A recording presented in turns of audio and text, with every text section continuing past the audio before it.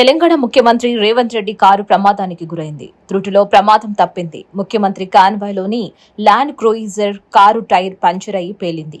Car sudden గా ఆగింది. దీంతో పోలీసులు ఉలిక్కిపడ్డారు. ఈ ఘటనలో ఎవరికీ ఎలాంటి గాయాలు కాలేదు. ముఖ్యమంత్రి రేవంత్ రెడ్డి హైదరాబాద్ నుంచి కొడంగల్ వెడుతున్నారు. రేవంత్ రెడ్డి కొడంగల్లో మండలాల వారీగా కాంగ్రెస్ నేతలతో సమావేశం కారణంగా కారులో వెడుతున్నారు. ఇందుకోసం ఆయన కొడంగల్ వెళుతున్న సమయంలో వికారాబాద్ జిల్లా మన్నేగూడ వద్ద కారు టైర్ పంచర్ అయింది. కాన్వాయ్లోని వారికి ఎవరికీ ఏమీ కాకపోవడంతో పోలీసులు ఊపిరి పీల్చుకున్నారు.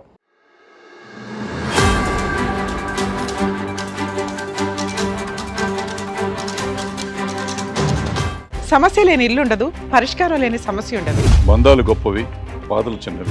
మీ సమస్యని మేము పరిష్కరిస్తాం. రండి మాట్లాడుకుందాం.